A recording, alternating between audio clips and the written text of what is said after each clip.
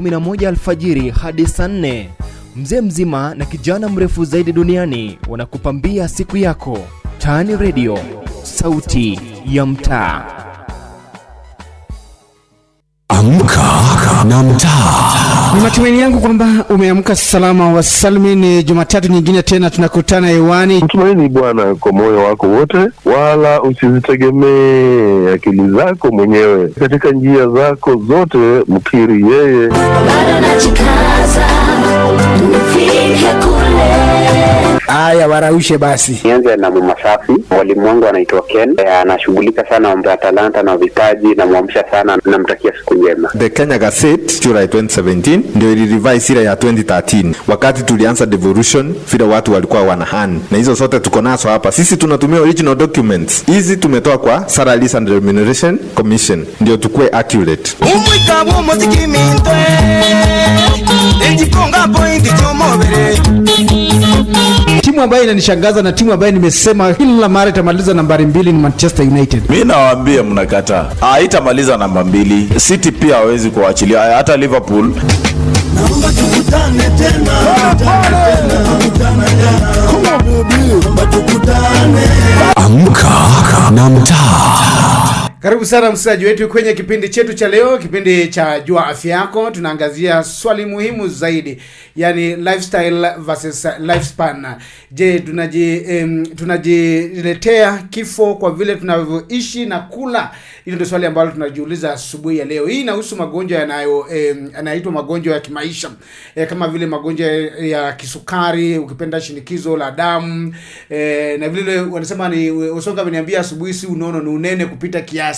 Mimi nilikuwa nimesema ni unono, Usonga kaniambia hapana, ni unene kupita kiasi. Haya ni magonjwa ambayo hayaambukizani, bali yanatokana na jinsi tunavyokula, tunavyotembea, tunavyofanya kazi na hata tunavyopumzika. Unakumbuka kwamba ripoti ya Ministry ya Afya humu nchini, ama kupenda Ministry of Health, inaonyesha kwamba inaleta wasiwasi mkubwa zaidi. Nasema mtu mmoja kati ya watu 17 basi huenda mmoja wao kuna haya magonjwa matatu ambayo nimeweza kuyataja hapo awali. Kwa hivyo studioni hapa tuko na Daktari Hilda Michibu ambaye ndiye atakuwa anatusaidia kuweza kuelewa kwa kina zaidi kuhusiana na hali hii, na vile vile jinsi ambavyo tunaweza kujikinga kutokana na swala hili. Sababu kuu ni kwamba ni mabadiliko ya maisha. Watu wanasema ni mabadiliko ya maisha, tunakula vyakula vya haraka, sukari kwa wingi, mafuta hivi kwa wingi. Lakini sasa vitu kama hivyo vikitolewa, watu wengi wataona tabu sana. Kama rafiki yangu hapo Nsongo, vitu kama hivyo vikitolewa ataona tabu sana, kwa sababu yeye nadhani akitoka tukiachana hivi mara nyingi wananiambia dakika 10 mimi nitakuwa nishalala. Unamuza utakuwa ushakula, nitakuwa nishakula. Karibu sana Hilda katika studio zetu asubuhi ya leo.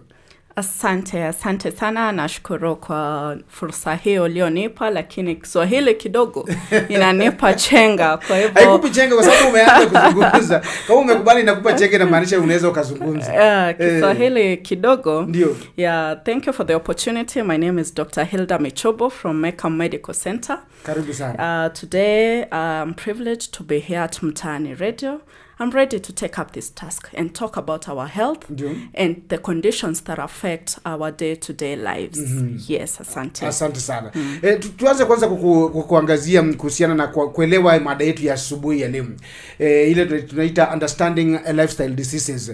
Kwa simple definition, inamaanisha nini? Hizi lifestyle diseases kama ulivyosema hapo awali ni magonjwa ambayo they are non-communicable diseases, and they are long time and they are very life threatening because of the way we live, how we eat, our physical activity, even stress management, all these surroundings that are in our lifestyle, they lead up to the lifestyle diseases, some of them being hypertension, diabetes and obesity. Yes, and we'll narrow down our discussion to those because they're the ones that are very rampant in our country today.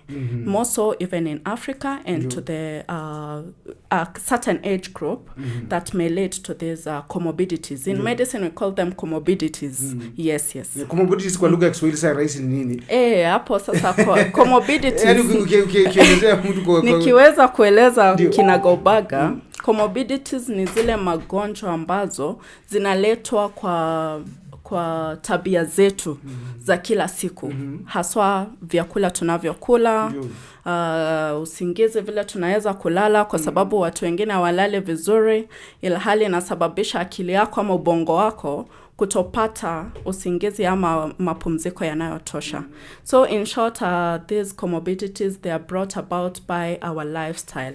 So if you don't modify your lifestyle the way it's supposed to be, you're susceptible to getting this comorbidity. Nasema kulala pia inachangia sana. Inachangia sana kwa sababu pale kwa wataalamu wanasema usingizi kuna rhythm inaitwa circadian rhythm. And for you to achieve the whole circadian rhythm, you have to sleep for at least 6 hours. 6 hours? Yes. Muda kidogo sana. Hiyo si muda kidogo. Utapata watu wanasema wanalala masaa matatu. Masaa matatu ni kuna mwingine alikuwa ananiambia ati inategemea about quality si quantity. No, it doesn't matter because studies have shown that for the circadian rhythm to be complete, you have to sleep for 6 hours. At least 6 and hours. And if you don't complete the cycle, at some point you'll have a breakdown. And once you have a breakdown, your brain will overwork. As a result, putting your hormones at risk, whereby they'll not be able to regulate some of these issues that happen in your body, like the blood pressure. You find now, because of the tension in the brain and the stress, what will happen? You'll find your body will not be able to regulate your blood pressure. As a result, you're susceptible to getting this hypertension. Yes. Asante sana.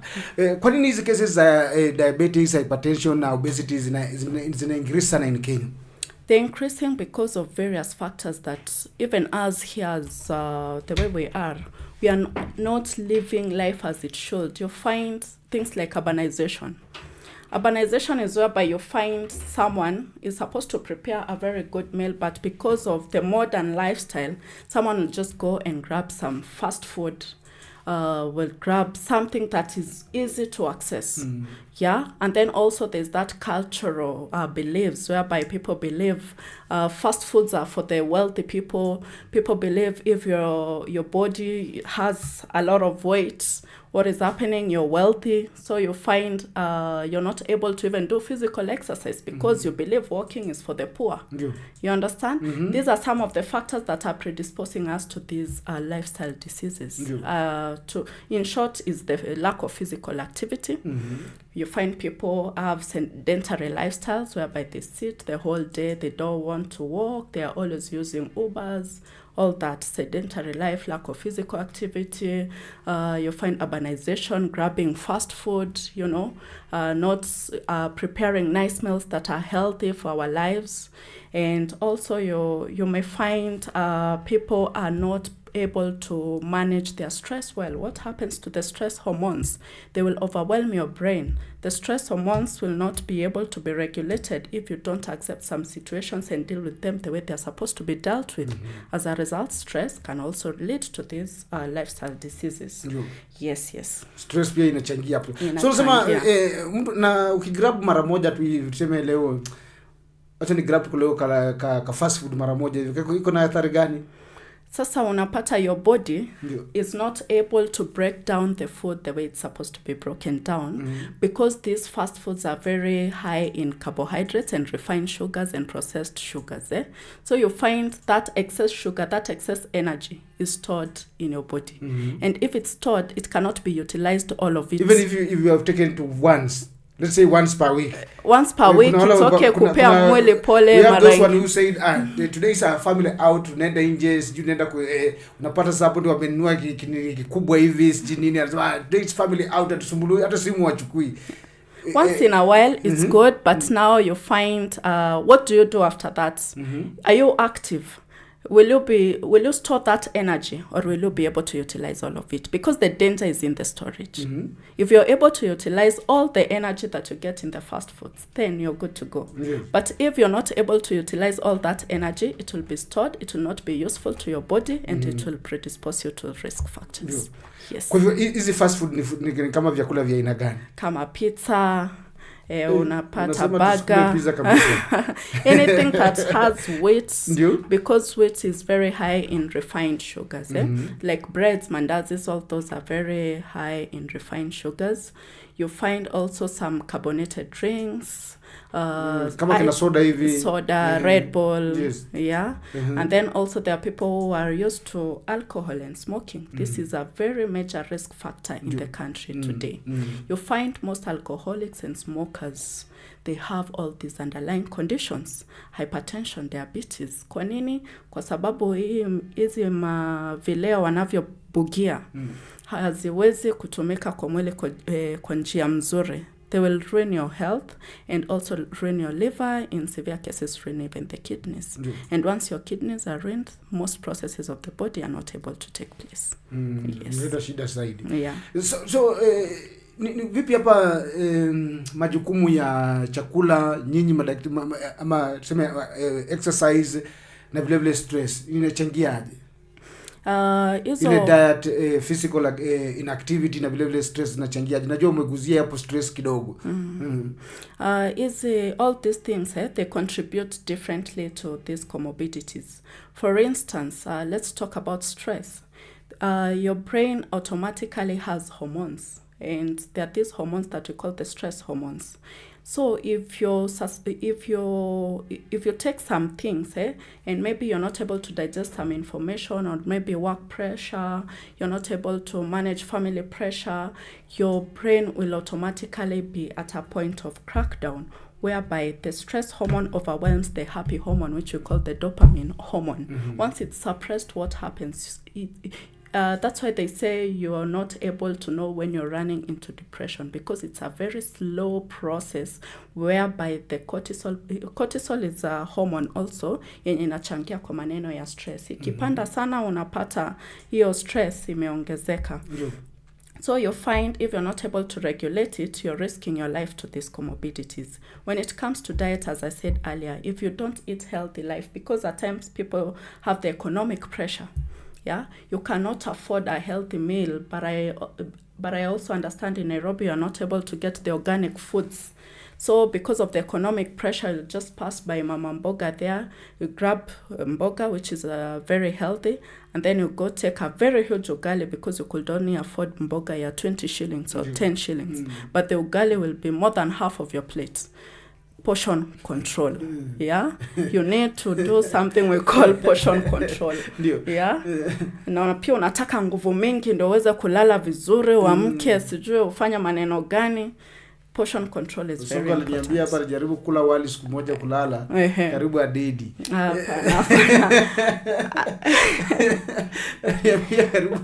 Unachua ugali. Your mentality, how do you get that mentality out of our people? Yeah. Okay, that mentality, I think it's because people are lacking the right education and the right empowerment. Because for nutrition benefits, they are very wide. They are very wide, and until you understand them, that's when you'll be able to say you've been eating the wrong things. Things like ugali, chapati, rice, those are carbohydrates. What are carbohydrates? They are energy-giving foods. So when you pump your body with too much energy, it's stored as something we call glycogen. When it's stored as something that is called glycogen, that glycogen is just stored in case you stay hungry for maybe like 10 hours. That glycogen will be broken down to give you energy, because you can stay without food for even 4 days without dying, as long as you have water. You can stay up to 7 days without food because of the stored glycogen. 7 days. 7 days without food, and will survive. Yes, but you need water. Yeah? And to find people don't appreciate the fact that our body can do a lot without all these sedentary lifestyle foods, you know, the economic pressure foods, because of the urbanization, social class, social status. They believe pizza, burgers are for the rich, and those foods will lead us to these lifestyle diseases and also reduce the lifespan of a human being. Tukianza niliguzia kuhusiana na data ambayo inasema at least 1 in 17. Yes. Lakini najua wewe ndio unakutana na sisi. Tunakuja kukutembelea mara kwa mara. Data inasemaje? Tuko wapi? Currently, because of how the status of the cost of living has been, the pressure, the economic pressure, the way it is, actually it has increased. One in every 19 people in Kenya have these comorbidities. One in every 16, not 17. It's one in every 16. Yes. 1 in every 16 has these comorbidities. number one being obesity, followed by hypertension, then diabetes. Yeah. So you find obesity, people are... Watu wanasema wana gharama ya maisha imepanda, wanatoa wapi chakula ya kula wakuwa obese? Kwa sababu zile chakula zenye wanasema huku nje hawana pesa ya kununua chakula. Alafu wanasema 1 in 16. Sasa wanatoa wapi chakula ambao wanakula wako wanakuwa obese? Zile chakula zenye sasa watu wanapaswa kukula wanaziona kama ziko kwa bei ya juu zaidi. Ile kitu wanaweza pata virahisi, mkate, mandazi. Ukitoka hapa nje tutapata mama fulani anatengeneza mandazi. Wengi sana barabara. Naam. Kwa hivyo mandazi utapata mtoto atapewa chai na mandazi 5 asubuhi. Kwa sababu mandazi 5 itakuwa maybe 20 shillings. Hapana wewe. Mandazi 5 ni pesa nyingi sana. Mandazi. Ngoja usonge. Kuna zile za ngovo. Kwani hujaiona? Kuna mandazi za 5. Zipo they are there. Mnani mnaishi wapi? Si mtaani tu hapa. Tembea Ungwaro mali. Kwani wanauza ukipata bei rahisi sana shilingi 10. Umesaidika sana. Yes. Ungwaro mandazi ya ngovo iko mzee mzima. Ipo kabisa. Kwa hivyo unasema mtoto anapewa 20, mtoto anapewa zake ile vizuri. Kabisa. Kanyage vizuri asubuhi. Si analala darasani. Ameshazoea, mwili umezoea. Wewe unasema alternative ya mandazi ni kama gani sasa? Tunaweza kula vyakula kama arrowroots, sweet potatoes, boiled maize. These are very healthy organic foods. If I take you back to the days of our grandmothers, they used to live a very long life without all these comorbidities. Very few people are on these medications for comorbidities, because you find back then our grandmothers, ancient people, they used to take these organic foods, unlike the processed foods that we have, the bread, the mandazi, because you find now if you're susceptible to these foods, you find you're not able to regulate all these parameters in your body, leading to you taking medication, which the medication is quite expensive, and you find now the adherence will be altered as a result of adherence of these medications, because your body cannot, once your blood pressure is high, you have to regulate it. And what do you need to regulate it? Blood pressure. But before we start you on antihypertensives, we always do something we call lifestyle modification. We try to advise you on what to do. Maybe you've been taking alcohol, we tell you to reduce taking alcohol. We advise you to stop smoking. We advise you to start eating healthy, having portion control, hydration status, taking enough water. Yeah, these are some of the things that we'll start with. But if they are not able to be met, these lifestyle modifications, you'll have to be started on these medications, and they are long term. You don't have to stop unless tu maneno ya Mungu itendeke, kwa sababu pia mambo ya Mungu ni mengi. Mambo ya Mungu ni mengi. Kuna wale ambao wanasema pia wana fast. Unapata mtu anakuambia mimi na fast Thursday. Thursday I don't take it anything completely. Hiyo inasaidia aje katika kukabiliana na haya magonjwa matatu ambayo tunazungumzia? Okay, fasting can be good and can be harmful and dangerous to your body as well. Because you find your body... Yeah. Mimi nilikwambia siwezi fast mzee. I will die. Fasting can be beneficial and non-beneficial to your health, because... Kwanza kuna beneficial. Kwanza beneficial iko, utapata now maybe someone is trying to detoxify the body. They've taken a lot of things, and maybe the digestive system feels, not very good, and you feel to give your body some time to get rid of all those toxins that you've ingested for some time. That's a good parameter. The other thing is maybe you're fasting and you're not even getting the right diet after your fasting break. Remember, again, your body needs all the 3 elements: the energy, the body builders, and the vitamins. So if you lose any of these and your body is not able to synthesize them, you'll find you're at a risk of even now being on the bad side, because like diabetes, you find in diabetes we say it's the lack of glucose regulation in the body, right? So if you fast for long, your sugars might go very low, and by the time you're trying to put them up, what happens? You might overdo it. You might overdo it, and as a result, giving your body like a shock and confusion. By the time, by the time it gets back to its own rhythm, you've spiked some of these things like the sugars. So before fasting, it's always good to get an advice from a nutritionist and understand what you're supposed to do, how you're supposed to do it, and do it in the right way and in the healthy way. Break your fast with the right foods. Start your fasts with the right foods. Yes, very important. Naona mdodo tunakwenda kukaa zaidi. Nataka mwenzetu ukiba hapa tusaidia kama dakika 5 hivi ili tuweze kumalizia mazungumzo. Tumebakisha kama sehemu 4 tu hivi, alafu tuweze kumaliza mazungumzo kwa asubuhi ya leo. Tuzungumzie kuhusiana na impact kwa vijana na vile ile working class ya Kenyans. Kuhusiana na magonjwa matatu, iko na impact gani kwa vijana na working class Kenyans? Some of the impacts that we find in the young people and also the working people, again, as I said, you find the sedentary lifestyles, especially for the working class people. Number one, they sit in offices the whole day. Movement is very rare, so physical activity has gone down. Number two, people in offices, they rarely carry food, healthy food from home. So as a result, yeah, unapata sasa atapata ile chakula yenye kwa hapo tu. Yes, so you find also they'll not be able to get the right nutrients, especially during the day, from morning, from breakfast. Maybe they'll skip breakfast, have a very unhealthy lunch, snack on very unhealthy foods. Okay, also there's also the very unhealthy lunch. Unamaanisha very unhealthy. Nikichukua githeri yangu hapa nje niweke avocado hivi kapisi hivi. Avocado is very healthy. Avocado is a natural fat and has natural oils, makes it very healthy and useful in your body. For githeri is equally healthy, but you'll find also people in the offices, they will go grab the fast foods mostly because also of the affordability and accessibility. Yeah. Nasema ile kitu mnakulanga inaitwa ile mmeweka chapati ndani mkakoroga na mayai jina nini? Smocha. Chapati hapo sasa iko na wheat. Yeah. Iko na wheat, unapata chapati iko na wheat, and that's also refined sugars, which is very unhealthy. Ama chapati madondo. Chapati again, I came to realize in Kenya, people love wheat. Actually, wheat is the best-selling product in Kenya currently. Kuliko hata unga ya ugali. Yes. Si kwa sababu ya bei. Exactly. Cost of living. Exactly.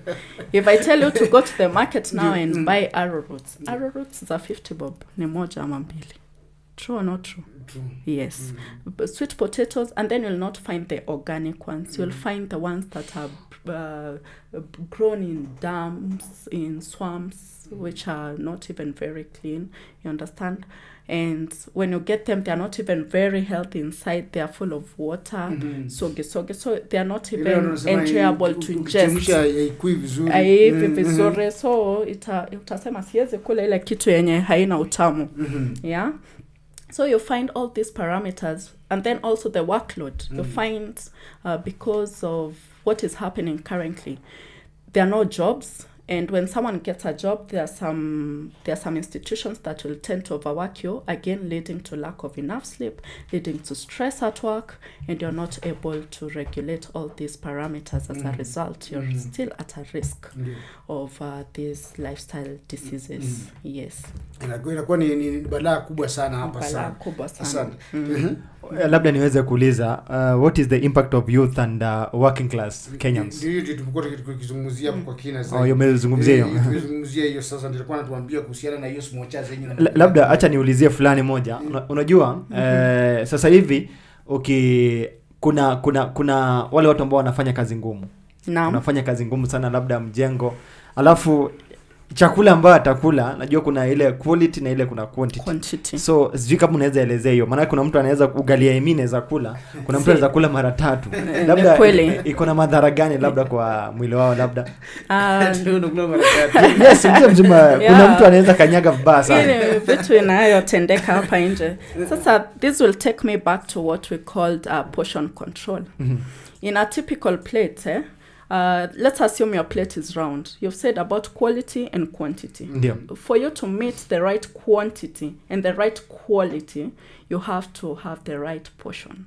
And your right portion should be standard for a normal human being. No matter the job that this person does, there's the right portion. regardless of whether you sit in the office the whole day, regardless of whether you do very heavy work outside their workmanship, there's the right portion control. So typically, let's assume your plate is round. Half of your plate, you find someone who is not having the right portion control will put ugali on half or even 3/4 of that plate. That is wrong. Yes, that is wrong. The right portion control, if your plate is round, divide it, the half of it should be protein. Half of it should be protein. Yes. Sorry, half of it should be vitamins. Half of apanas, I'm sorry. It's vitamins. Mboga za kienyeji, cabbage, izo. Half of it. This other half, a quarter of it should be now the carbohydrate. A quarter of it. The ugali, the rice, the chapati. This 3/4 that is left. This 3/4 that is left is what we put our protein. And why are we doing this portion control? For the right quality and quantity. Because the half of the vitamins are not digested fast. They'll give you good energy in your body and they'll make you full for longer. Unlike someone who has eaten half the plate of ugali, that ugali will be processed very fast and you'll start feeling hungry again within a very short time. By asubuhi, you want like 6 slices of bread or 7 slices of bread. Unlike someone who ate half vegetables. These are fiber, they make you full for longer and they're very healthy even for your digestive system. You're not prone to other things like hyperacidity, gut issues, refluxes, because they are healthy. The small portion of ugali or the small portion of rice, that's the right energy that you need to maybe sleep, because also sleeping needs some energy to maybe do 1, 2, 3 things. Because remember, again, your body has stored energy in form of glycogen. Yeah. Yeah. So mboga tununue kwa wingi zaidi. Mboga kwa wingi, protein kwa wingi. Yes. Managu tuweke kwa wingi sana. Yes. Ndio. Yes. Na labda unaweza kutuainishia ile the cost of treatment and the cost of prevention ya magonjwa. Definitely. Currently, the right medication is very expensive. And you'll find it also depends with the level of the non-communicable disease that you have. Because like for hypertension, it can be either primary or secondary. Yeah, primary being the one that is brought about by this lifestyle that we are having. And then the secondary one being as a result of an underlying condition, like maybe the narrowing of the aorta. So with that one, we know it's automatically surgery to reverse that secondary hypertension. But for primary hypertension, you'll have to take medication throughout your life. And you can imagine spending money on food and on top of that, medication. Automatically you've added your cost of living, because this is something that you could stay without if you minded what you're eating in the first place.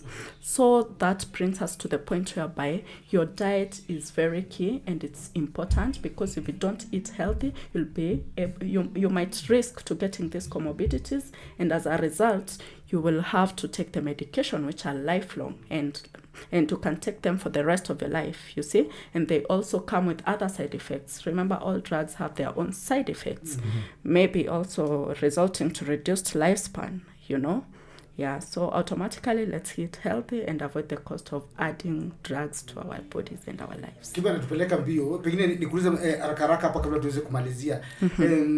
Sisi wa Kenya tuko informed enough kuhusiana na haya magonjwa? Definitely no.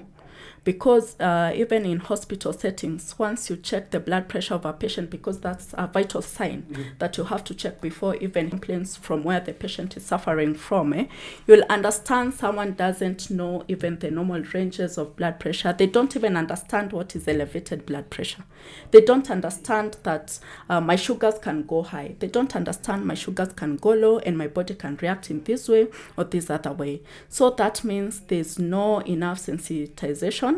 There's not enough information that is being laid out to the public, because these are things that the public should be aware and understand how their bodies are at a risk of getting these lifestyle diseases or comorbidities. So the sensitization is not at par. and people don't understand these comorbidities. So individuals, families na government inafaa ifanye nini? I think it should start with yourself first before you even get help from other people. Have the notion whereby you have to help yourself. You have to appreciate yourself. You have to take care of yourself and love yourself before the next person does that for you. So impacting yourself with knowledge. We have smartphones all over. We have posters. We have free medical camps that people are enlightened about these things. Start with yourself. Get that information. It doesn't matter how you'll get it. Maybe it's through your phone. It's through your neighbor. It's through these free medical camps. Next, for the medical practitioners, it's also our responsibility to make sure our patients understand the good lifestyle that is needed so that we can be able to prevent these comorbidities. And in an event whereby you find a patient with these comorbidities, it's always good to take them through them, make them understand so that they can relate that information to someone else in their extended family, in their nuclear family, in their friends, in very many people, because I understand if the information that I've given you today, you'll share it with someone else, especially of the portion control, because it was something that made you guys feel like, hey, apana. Yeah, so the government also should create more awareness, especially in government hospitals. I understand government hospitals, they're supposed to have small talks to patients like every day, which I don't know if it's being practiced currently, but some few years ago when I was working, we used to practice that a lot. So the government should ensure that is followed to the letter, and ensure that even these free medical camps, we can sensitize them by, talking to other people, even having like, what is it called? Kutangaza. Una make sure watu wamekuja wengi kwa wingi sana. Public announcement system. Yes, the public announcement systems, gazetting, TVs, those ads. We can always have adverts on your radio. You can have those adverts of, talking about people, how they should live a healthy life, how they should avoid these lifestyle diseases. As a result, with awareness, we'll be able to curb these conditions kidogo. Asante. Yes. Watu wengi wanasema hizi condition ni za watu wenye wazee. Is for the elderly. Hiyo ni ukweli ama ni uongo tu? Tukimalizia ukitupa closing remarks yako hapo. Yeah. So in short, yes and no. Because ukiangalia kwa theory, hizi magonjwa tulikuwa tunasoma from you find in male, they affect the risk factor for age is 45 years and above. But currently it's not the case because of the way we are living. You understand? But yes, age is a predisposing factor because, again, remember we said the cause of these conditions is not known, only that there are risk factors, and age being one of them. And in today's life, age is no longer at the top 3. 10 years ago, age was among the top 3 risk factors. Currently, it's not on top 3. Number 1 is lifestyle, number 2 is genetics. It has even surpassed genetics. You see? Lifestyle has surpassed genetics. Yes, yes, because genetics was the leading risk factor. Currently, it's lifestyle, then genetics. So you find age, yes, is a risk factor. But currently, because of the way we are living and the way things are, you find even the young are being affected by these diseases. Especially the young are very obese. You find a 10-year-old is very big and you wonder, what's happened? And it's not maybe something that runs in the family. It's because they associate being big with being wealthy. So you'll pump your child, you'll pump your spouse with carbohydrates, with all those things for that social status of, ni mkubwa ako na pesa, ni mkubwa ako ni tajiri. You understand? But that's not the whole notion of it. Age, yes, is a factor, but now it's deranged. Najua tungeendelea mengi, sijachukua maswali kutoka kwa msikilizaji wangu kwa sababu ya muda. Ndugu mpenzi wangu, tukimalizia hapo Bwana Msongo. Kwa asubuhi ya leo tumruhusu Daktari Hilda pia anakimbia, kuna medical camp iko pale inaendelea, anakimbia pale. Ukitaka mengi zaidi ndugu mpenzi msaji wangu, pale Facebook, inaitwa Facebook. Wewe waje tuambie inaitwa Facebook. Inaitwa Facebook, yes. Ulizia hapo The Redeemed Christian Church of God. Kuna free medical camp ambayo inaendelea hapo. Daktari anakimbia pale kwenda kutoa huduma. Ukitaka mengi zaidi basi tukutane pale. Hata mimi mwenyewe ndakuwa pale baadaye hivi nikishamaliza kipindi. Ila kwa sasa tupate taarifa za habari majira ya saa 3 asubuhi.